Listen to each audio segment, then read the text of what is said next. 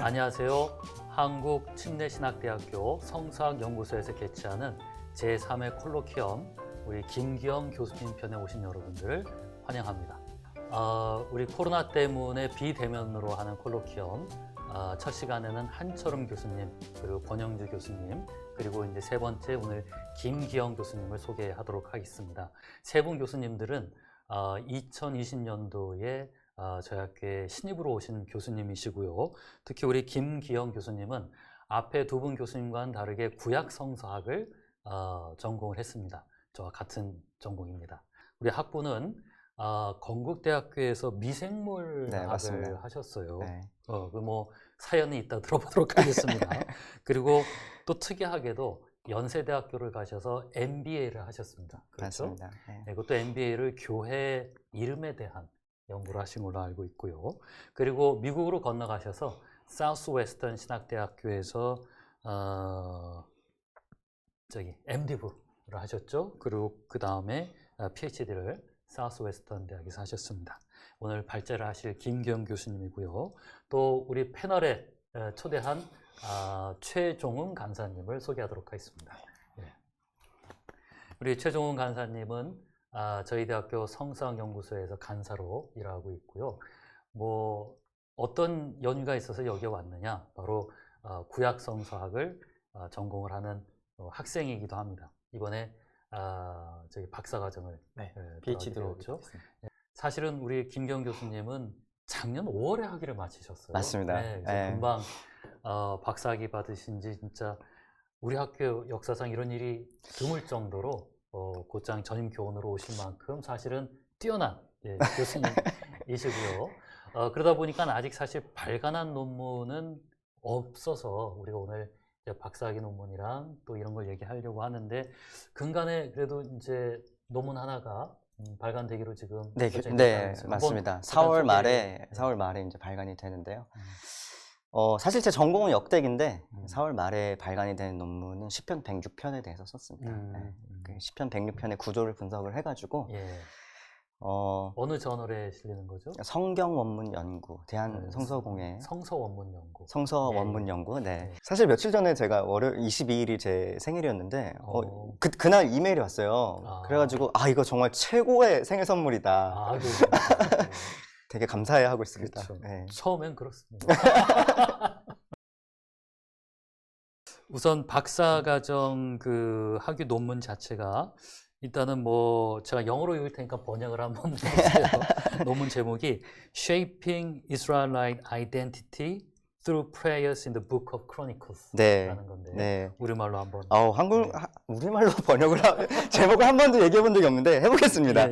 역대기에 나타난 기도문을 통한 이스라엘의 정체성 형성 뭐 이런 식으로 얘기할 수 있을 것 같습니다. 우선은 어떻게 해서 이 토픽에 관심을 갖게 되었는지 그 역사서를 주로 연구하시는 분들이 주로 신명기적 역사서를 많이 하잖아요. 역대기적 역사서는 조금 소외되어 있는 편이기도 합니다. 저도 근데 역대기에 좀 관심은 많은데 어떻게 그렇게 관심 갖게 되는지 한번. 제 삶은 어떻게 보면 우연의 연속인가 봐요. 저는요 원래 구약 박사를 하기 전에 비블리컬 스튜어드십에 관심이 많았어요. 성경적 청지기도, 제자도 말고요. 그러니까 이제 사우스웨스턴에서 사실 미국에서도 청지기도를 가르치는 학교가 거의 없었습니다. 근데 그때 당시에 이제 제가 사우스웨스턴에 교수님이 계셔가지고 성경적 청지기도에 대해서 좀 컨센트레이션을 해가지고 사실 제가 MD부의 심화 전공이 성서 언어랑 성경적 청지기도 2개거든요. 그러고 나서 이제 그쪽으로 박사를 해보려고 했는데 이 교수님이 가신 거예요.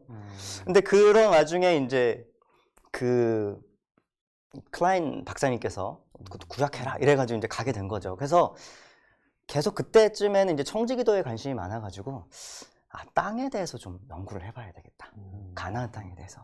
사실은 제가 지금 미국에도 땅에 관련된 논문을 하나 내놨거든요. 어떻게 될지 모르지만 관심이 원래 좀 있어가지고.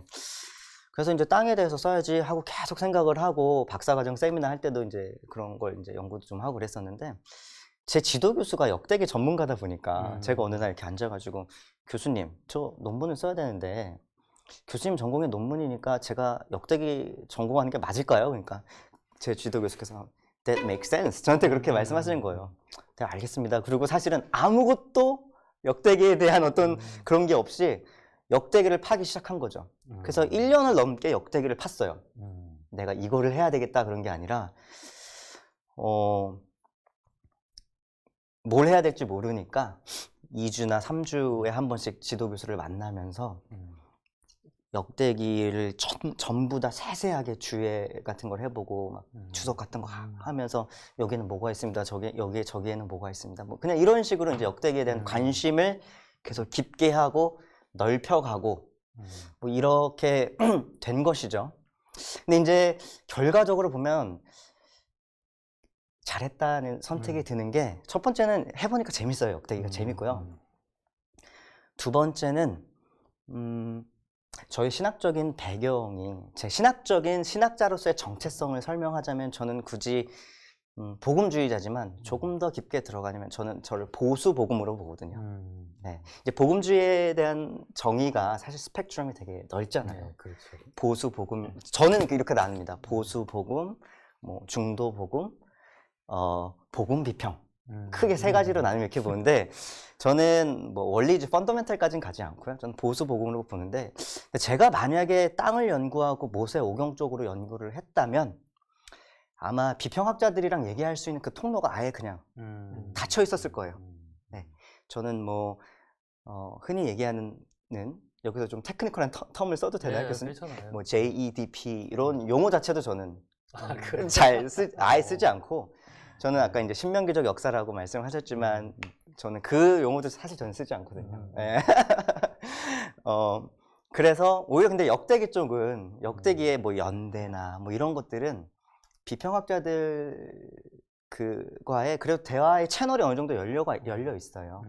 아예 연대를 뭐 헬레니즘 쪽으로 뒤로 확 밀진 않지만 그래서 저의 학문적인 어떤 스탠스가 많이 제약되지는 않겠구나. 앞으로 학자로서 생각을 해볼 때 그런 면에서는 역대기로서의 선택이 나쁘진 않았는데 이런 생각이 또 들기도 했었죠. 네. 다시 한번 말씀드린다면은 우리 침신대 신학과 학생들은 참 행복한 거예요. 역대기 전공자가 사실 그렇게 많지도 않고요. 그런데 저도 역대기에 관심이 있지만은 그 포로기 이후에 그러니까 여기 논문범 제목에도 이스라엘 백성의 정체성에 대해서 이야기를 해줬는데 어떤 그 신학적인 그 갈등, 신학적인 어떤 노력 뭐 이런 것들이 굉장히 그 농축이 된 책이 포로기 이후에 역사물이 아닌가라는 생각이 듭니다. 특히 이제 역대기에서 이스라엘 백성의 정체성을 그 기도문을 통해서 찾았다라고 하시는데 특별히 기도문에 관심을 갖게 된 이유가 있으셨나요? 그것도 우연이죠. 막 조사를 하다가요. 네. 조그만 소책자를 하나 발견을 했어요. 근데 이거는 이 책은 신학자가 아니에요. 그러니까 이 사람의 전공은 수사학입니다. 레토릭, 수사학인데 이 사람이 이제 기도에 대해서 쓰면서 정말 얇거든요. 그리고 책 크기도 한 요만한데 손바닥만한 책. 근데 어렵더라고요. 그래서 그 책을 몇 번 읽었습니다. 그 책을 정말 우연히 발견했어요. 그러니까 근데 이제 그 책을 통해서 이거를 좀 적용해 볼 수 있겠는데 이제 요거를 깨닫게 된 것이죠. 그래서 기도가 역대기에 나타나는 기도에 대해서 연구한 학자들은 있었습니다. 근데 이제 제 논문의 제 연구의 큰 두 축은 또는 큰 두 개의 키텀을 얘기하자면 기도와 정확히 얘기하면 이 따옴표 안에 들어가 있는 기도, 그러니까 1인칭 기도. 네, 그러니까 역대기 저자가 뭐 므낫세가 기도했다 뭐 이런 게 아니라 실제적으로 이렇게 말한 걸 이렇게 따옴표 안에 들어가는 그 기도요. 저는 그거를 기록된 기도, recorded prayer 이렇게 지칭을 했는데요. 그러한 기록된 기도와 정체성이라는 단어로 두 가지로 이제 설명을 할 수 있는데 이 기록된 기도가 단순히 우리가 역사서를 보면 되게 많은 이야기들이 나오잖아요. 스피치들이 나오잖아요. 대화도 나오고. 근데 우리가 그냥 글을 보면 스피치도 따옴표 안에 들어가 있고 기도도 따옴표 안에 들어있지만 이 기도는 사실 사람과 사람과의 대화가 아니라 사람과 하나님과의 대화잖아요. 이 기도는 독특한 수사학적인 능력을 갖고 있다, 힘이 있다라는 것을 이 학자가 얘기를 한 거예요. 그래서 그거를 싹 가져와서 이 기도의 독특한 수사학적인 능력과 이것이 어떻게 정체성 형성에 공헌할 수 있었을까라는 부분을 이제 연구하게 된 것이죠. 네. 네, 질문이 하나. 근데 역대기에 보면 그 기도민들이 사실은 뭐 역대기라는 기록 자체도 이전에 있었던 그 역사서, 뭐 사무에서라는 열왕기서들이 많은 자료가 됐고요. 네. 그리고 시편들도 보면은 그 기도문들도 보면은 예전에 있었던 시편이라든가 이런 데서 따온 게 많이 있는데, 제가 그 내러티브 쪽은 역대기가 기존의 그 우리 포락이라 그러잖아요. 그걸로부터 조금 포르기 후대의 정황에 맞춰서 좀 뭐라 그럴까, 편집이나 편집, 네. 개작이 된 네. 경우가 있는데, 기도문 같은 경우 어떤가요? 기도문은 그런 현상이 많이 보이나요? 있을 수 있다고 생각을 합니다. 사실 역대기 내에서도 나타나요. 역대기 음. 내에서도 역대하 20장의 여호사밧의 기도를 보면 예. 그거를 딱 읽으면 이렇게 에코 들리는 게 솔로몬의 기도거든요. 솔로몬의 기도, 솔로몬이 기도했던 거를 여호사밧이 갖고 와서 이렇게 변화를 시켜서 그 전쟁이 앞서고 있잖아요. 전쟁을 앞두고 있잖아요, 여호사밧이. 그래서 백성들을 다 모아가지고 같이 기도하잖아요. 근데 그 여호사밧의 기도가 하나님 예전에 솔로몬이 뭐 이렇게 기도한 그런 내용들을 가져와서 이렇게 하지 않았습니까? 그러면서 솔로몬이 자신의 기도화해서 올리고 있는 거죠. 근데 이제 역시 김인석 교수님 되게 중요한 질문을 하셨는데 그것이 제 논문의 연구에 되게 중요한 포인트였어요. 네. 여호사밧도 이렇게 기도하지 않느냐? 저 논문 안 읽어봤어요. 네. 와, 지금 제가 깜짝 놀랐습니다. 여호사밧, 그러니까 쉽게 얘기하자면 이런 거죠. 여호사밧도 이렇게 기도해서 봐라, 이렇게 기도했고 하나님이 들어주셨고 전쟁에서 승리하지 않았느냐. 쉽게 얘기하자면 그런 식으로 역대기의 저자가 포로기의 사람들한테 이렇게 기도해라. 이 기도, 여호사밧이 솔로몬의 기도에 어떻게 보면 참여했던 것처럼, 자기의 기도화했던 것처럼 포로 후기 너희들아, 사람들아, 여기에 있는 기도에 참여해서 여러분의 기도로 만들어서 네. 이제 정확히 얘기하면 그 기도에 참여하면서 아이덴티티. 그렇죠. 내가 뭘 해야 되지? 나는 어떤 역할을 해야 되지? 나는 어떤 캐릭터를 발현해야 되지? 난 유일한 하나님을 믿어야 되는구나. 나는 기도하는 사람이 되어야 되는구나. 뭐 이렇게 자신을 변화할 수 있다는 거죠. 그리고 그 사람들이 실제로 그 역할을 행하게 되면 역대기 저자가 원하는 커뮤니티가 다가오게 된다는 것이죠. 실현되게 된다는 것이죠. 다만 이제 제가 말씀드리고 싶은 거는 그렇다고 역대기 저자가 나는 포로기 사회의 사람들을 이러한 정체성으로 만들어야지 그러면서 정체성 이러면서 글을 썼다고는 생각하지 않습니다. 네, 그러니까 그거를 저는 이제 방법론 중에 제가 설명했던 것 중에 하나가 이제 뭐죠? 발현적 교수 휴리스틱이라고 했거든요. 발현적 교수법이라고 우리말로 이렇게 했는데 사람들이 독자들이 역대기를 읽으면서 깨닫게 된다는 것이죠. 네. 나는 이런 사람이 돼야 되는구나. 이렇게 깨닫게 된다는 것이죠.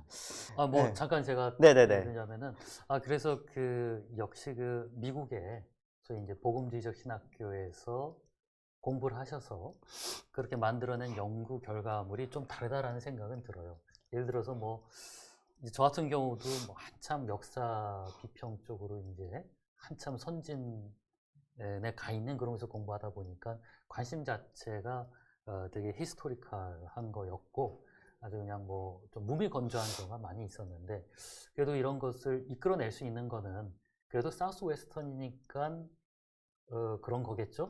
어떻게 생각하세요? 박수 치고 싶어요. 저 질문이 와 제가 진짜 그 부분을 고민했어요. 그러니까 저는 결국엔 정체성 형성에 대해서 얘기하면서도 왜냐면 지금 현재 역대기에 이제 여러 가지 주제를 갖고 학자들이 얘기를 하잖아요.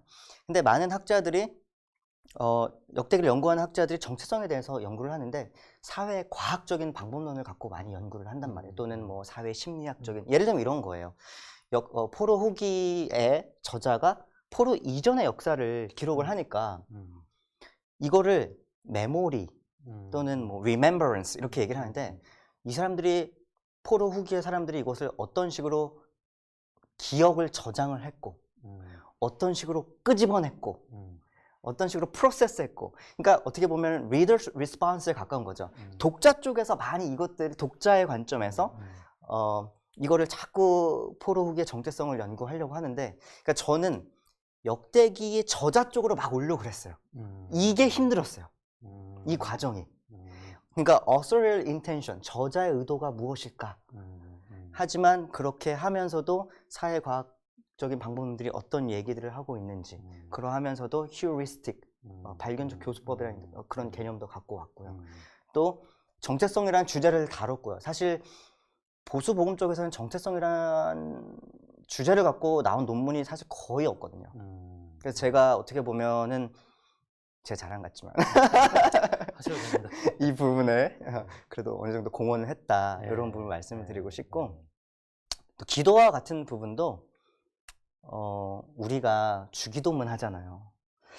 우리가 예를 들면 예배를 마칠 때 우리 같이 주기도문으로 우리 예배를 오늘 마치도록 하겠습니다 하면 주기도문 할 때 있잖아요. 근데 우리 사실 주기도문 할 때 하늘에 계신 우리 아버지요 하면서 사실 우리가 주문을 외우듯이 하지 않잖아요. 예수님께서 너희 이렇게 기도해라 라고 말씀을 하셨고, 그러니까 우리가 그 기도를 하면서 정말 우리의 올바른 자세는 그 기도에 참여해야 되잖아요.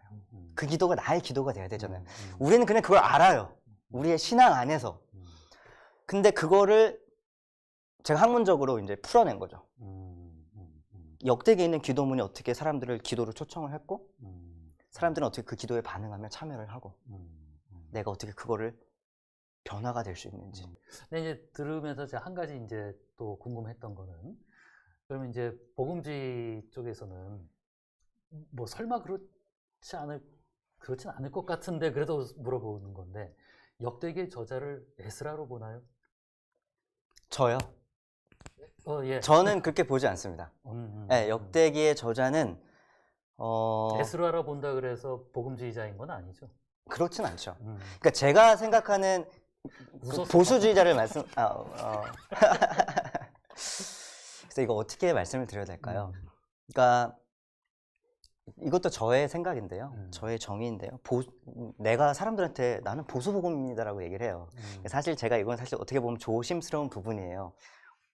공개적인 자리에서 나의 신학적인 정체성을 딱 박아버리니까.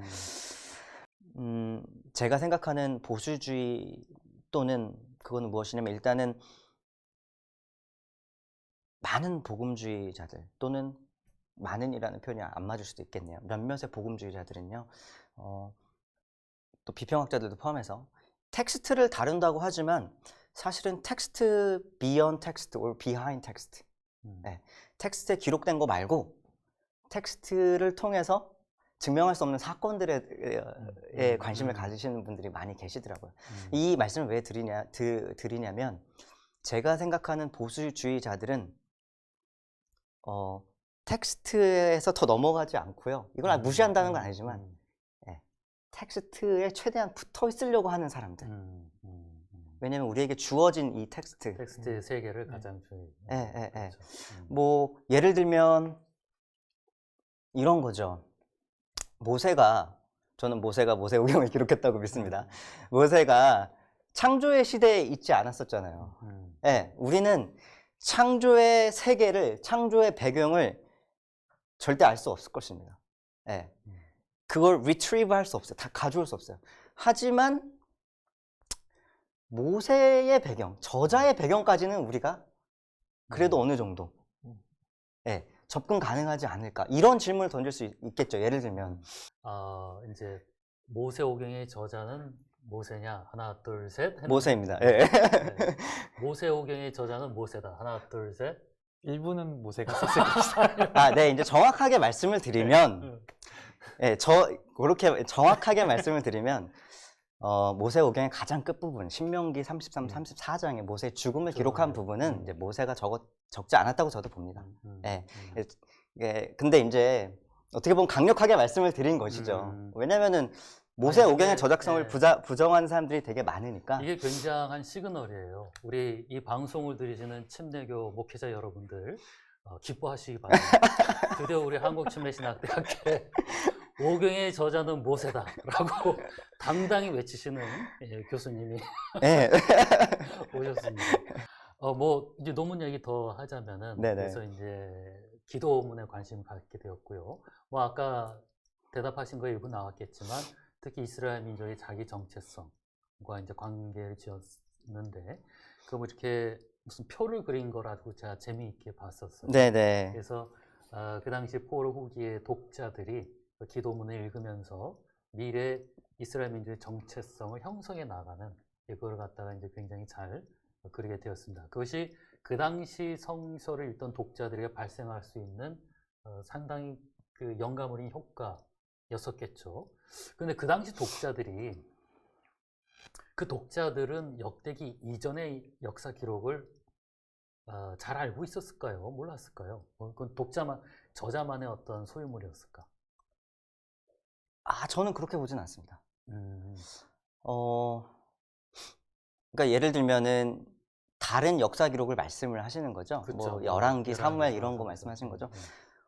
역대기 외에도 접근 가능하지 않았을까요? 역대기 저자 외에도. 네. 그래서 독자들이 과연 그러니까 독자들은 역대기만 가지고 거기 있는 기도문으로 더 순수하게 정체성을 찾아냈겠네요. 그렇죠? 역대기가 되게 설득력이 있었을 것이라고 저는 생각을 해요. 왜냐면 역대기의 폴라게가 사무엘이나 열왕기였잖아요. 그리고 사무엘이나 열왕기가 이미 그 당시에 사람들에게는 어느 정도 억셉이 됐을 거라고 생각을 하기 때문에 역대기 저자가 조금 이렇게 편집을 했고 자기가 모디파이를 하고 어떤 자기의 어떤 신학적인 관점을 대입을 했지만 그래도 역대기의 독자들에게 부담 없이 받아들이지 않았을까. 뭐 가정이긴 하지만 저는 그렇게 생각합니다. 네.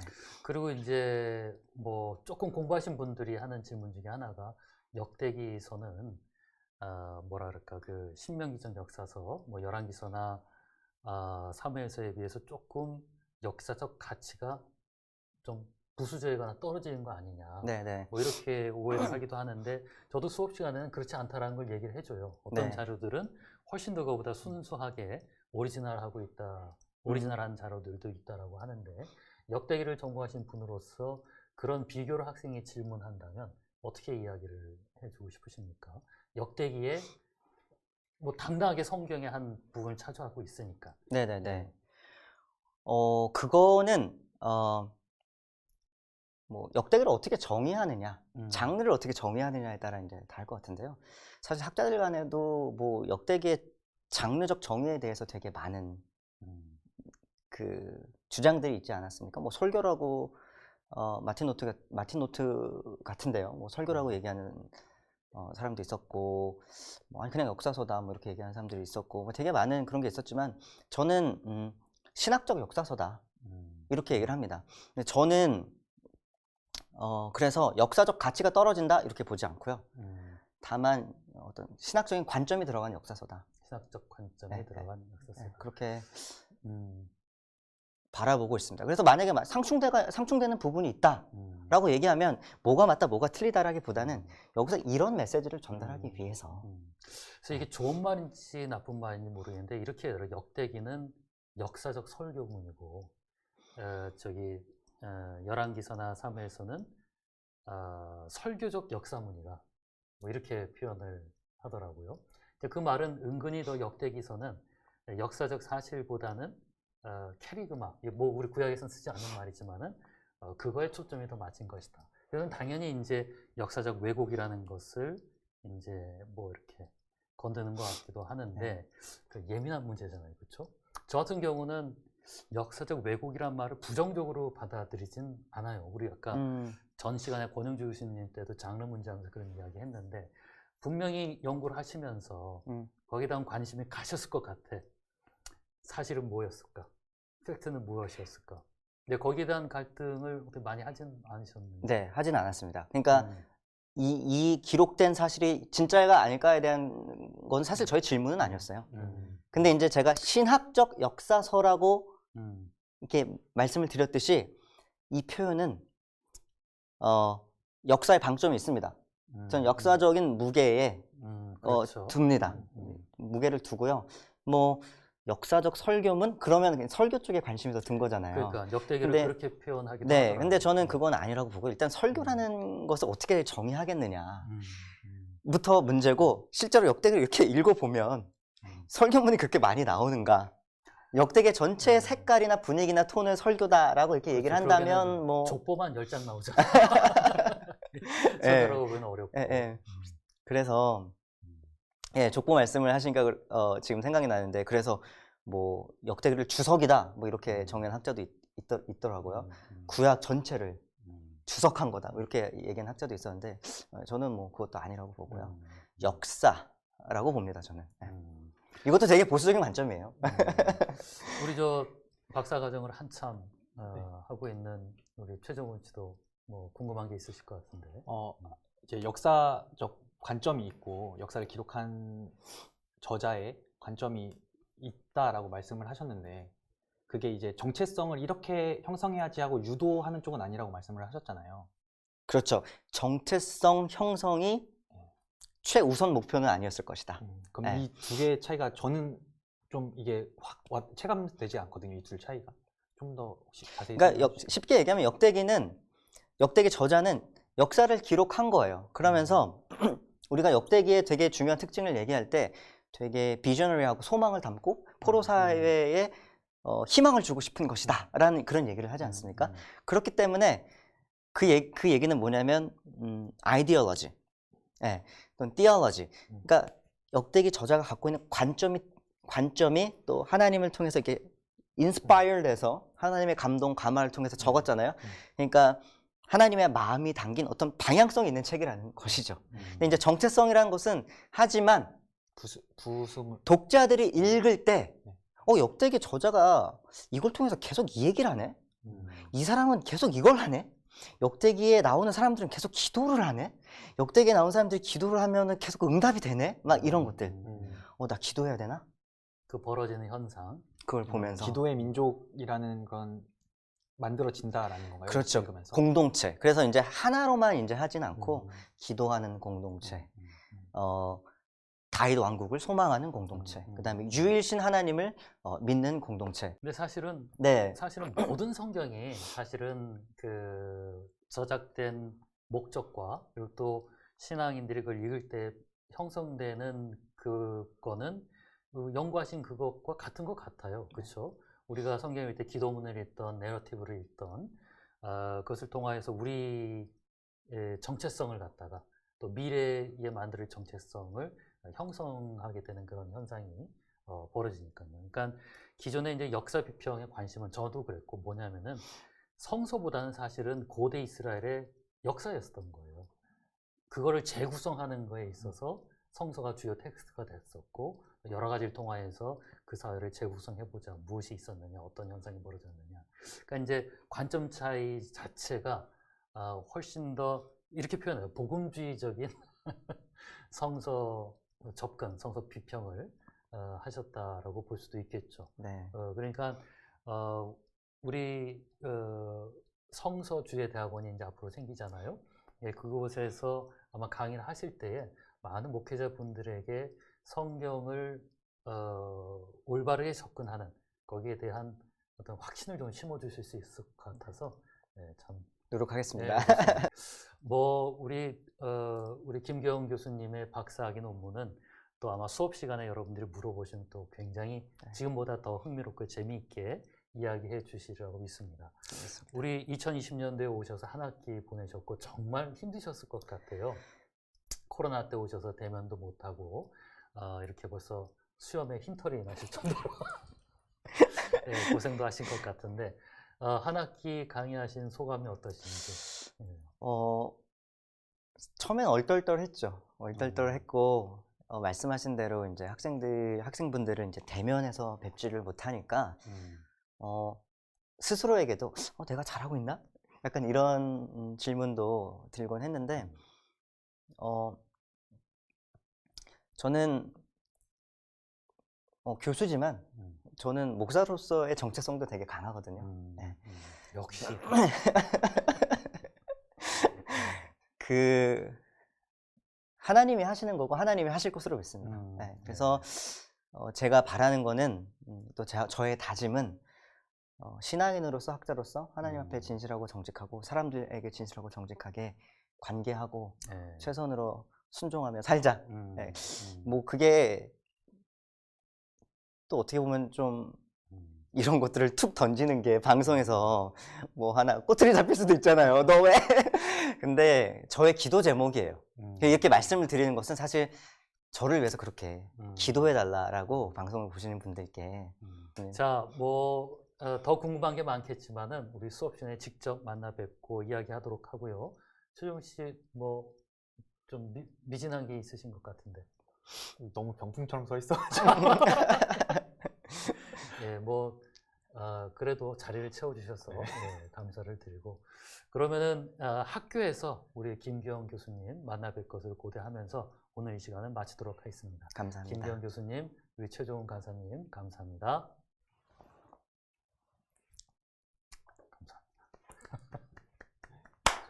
네, 아유 저기 긴 시간 감사합니다. 예. 수고하셨습니다. 잘하셨어요. 생각보다 재밌네요. 교수님이 참 잘 이끌으셨어요. 네. 편안하게 해주셔서 너무 좋았어요. 그 종훈 씨, 네. 김기영 교수님하고 네. 그냥 우리 셋이서 한번 할까? 이따가라도.